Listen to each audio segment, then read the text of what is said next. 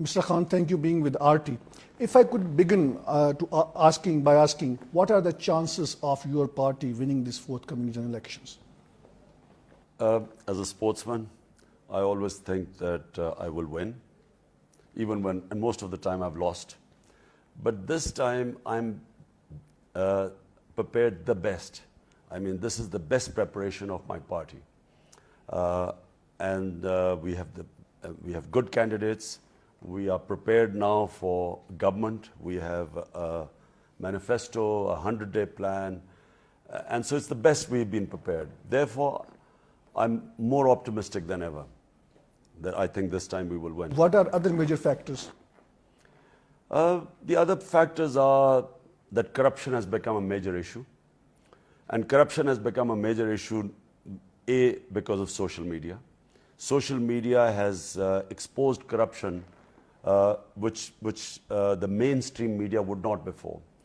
And secondly, we have had two campaigns. One was a protest of Rana in 2014, and then was the whole Panama case, where we were in the field and it was in the Supreme Court, we had rallies. So this time you have a very politically aware public going to the polls. Never was there such a public so aware of all the issues as there is today. Nonetheless, your party has been at the heart of the controversy that you've been accommodating so many candidates from the other mainstream political parties, and many of them were tainted with corruption charges. In one way or the other, doesn't really defeat the very purpose you've been fighting against? Look, in a parliamentary democracy, you have to have the numbers to form government.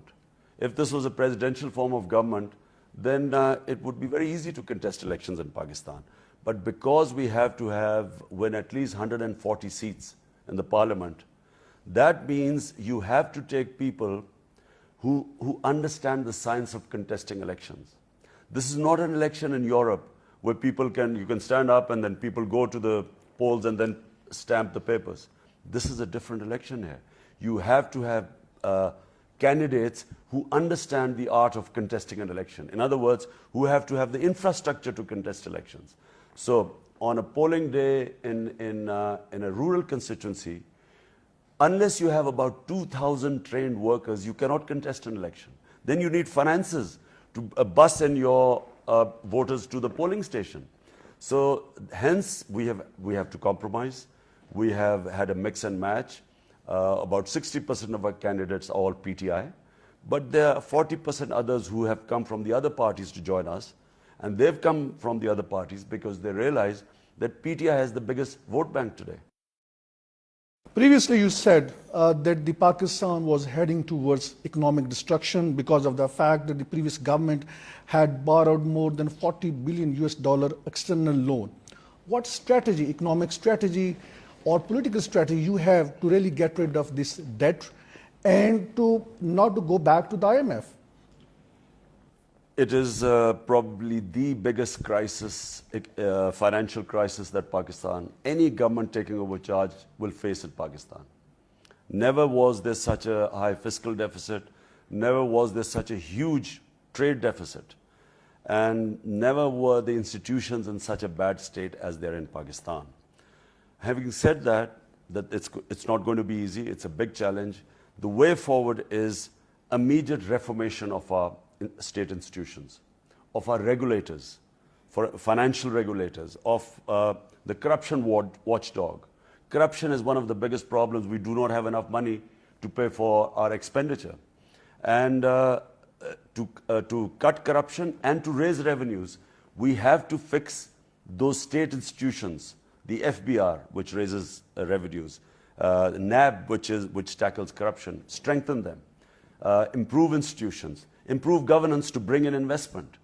And in a nutshell, we have to reform ourselves. We have to reform our state institutions to be viable, to have enough money to develop our human beings. The other challenge is to spend money on our human beings, on our children, on their education, on health, on clean drinking water, on employment. But we don't have enough money right now. So make the state strong enough, the institutions, so we can raise the money, cut down corruption, good governance, attract investment, and then spend money on our human development. You've been very critical about U.S. involvement in Pakistan's domestic affairs, particularly under the cover of war on terror. What kind of bilateral relationship we can foresee once you are in power? Pakistan today needs stability more than any other time in its history. We need peace, stability. We need good relations, and we certainly do need good relationship with the US. US is a superpower, cannot be ignored. Unfortunately, our relationship has been very one-sided in the past. The relationship has been where the US has used Pakistan as a hired gun. So we are paid to do their work, to fight their war. This has cost Pakistan over $100 billion lost to the economy. Over 70,000 people, Pakistanis, have died. They are still dying today. The terrorism is still not been overcome. So what we want is a relationship with the US where it is mutually beneficial to both. It's not a one-sided relationship like it's been. What kind of shape of those relationships you foresee? Well, Pakistan, for instance, in Afghanistan, the US has been stuck in a quagmire for 16 years. And that's mainly because it's a one-dimensional approach in Afghanistan, which is military solution. Where Pakistan should help is not in doing more in terms of military, because Pakistan has already damaged itself enough from fighting the US war. What we should do is, we should help US in peace settlement, in a political settlement in Afghanistan. Pakistan do whatever it can in helping these peace talks. And whatever leverage Pakistan has over Taliban should be used there, rather than being ordered to fight the Taliban, because the war is not ending in Afghanistan. So for 16 years, the war has gone on. What kind of strategy you have whereby you can help Americans to resolve this 17 years long insurgency? Firstly, the Americans should have learned from the Soviet experience. The Soviets would probably best guide the Americans that military solution is not an answer in Afghanistan. And therefore, the only other solution is political. So my advice would be to the Americans that the surge has failed. 16 years of war trying to force a win, that has failed. At one point, there were 150,000 NATO troops, 250,000 Afghan troops, and still the Americans could not force a military solution. So my advice would be that Pakistan might help them along with the neighbors of Afghanistan.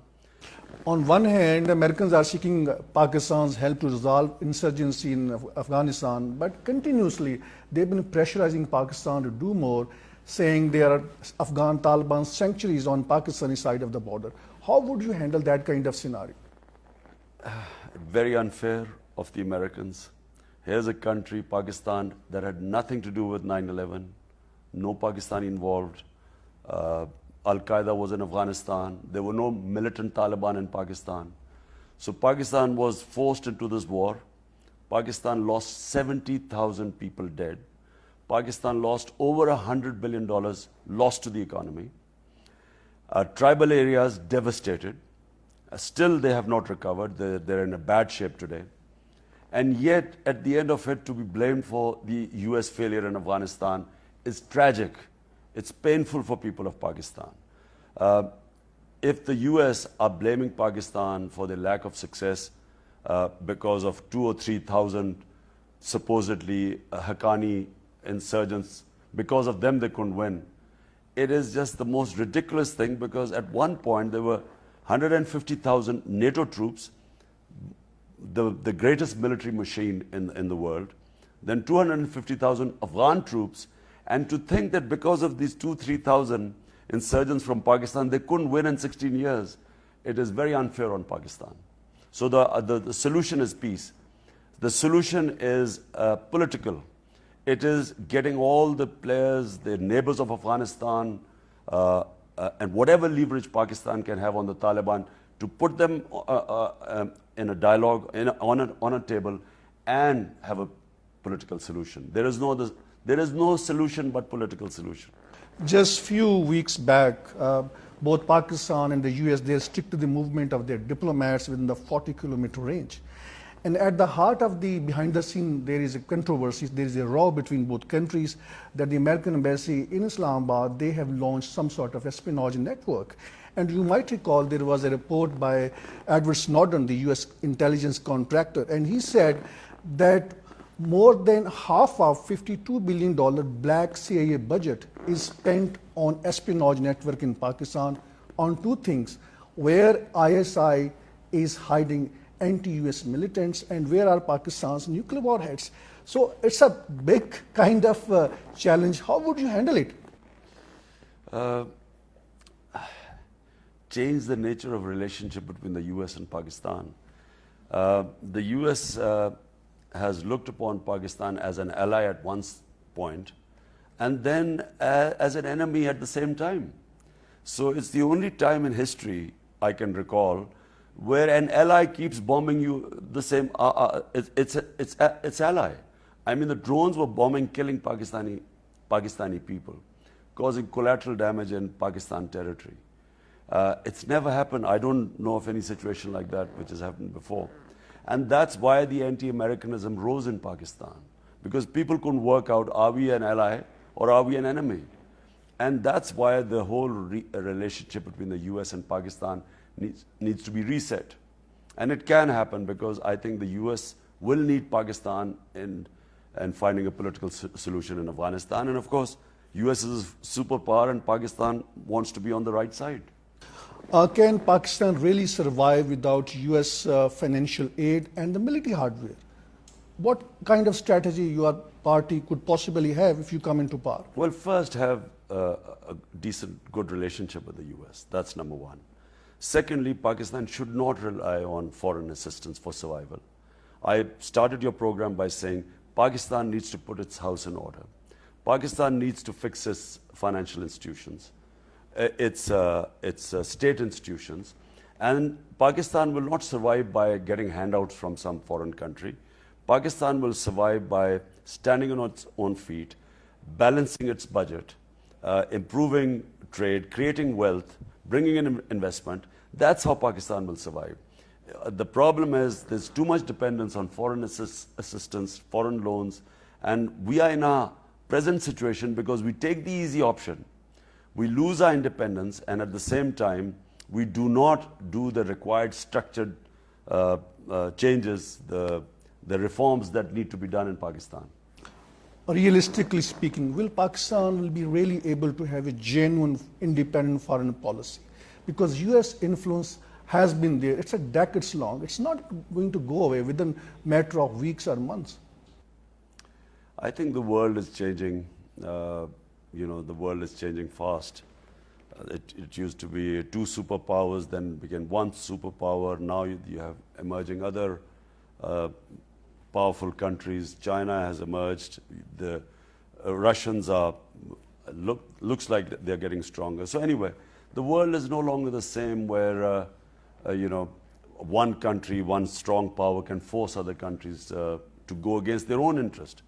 My objection to our Pakistan-US relation was that Pakistan was required to do things that went against our national interest, that went against the interest of the people of Pakistan. That should not happen. Foreign policy should be where the interests of your people are protected, but not where you go against their interests. Possibly you are going to rule over a country which has a history of repeated military takeovers, and then there have been allegations of military interference behind the scene. How you are going to handle it? Pakistan, the political thinking in Pakistan has evolved. In the old days, a democratic government would flounder and you would have military come back. And it started off because Pakistan was a security. It started off as a security state. There was a threat that will Pakistan survive with a neighbor 7 times its size, a hostile neighbor, because we started on a bad footing. And so the fear of survival made the security more important. And therefore, whenever the security forces felt that the democratic governments were floundering, they would take over. But now, as we sit in 2018, Pakistan's political thought has evolved to a point where everyone realized there's a consensus, even amongst the military, that martial law is not an option. So therefore, I do not think that we will have those fears again.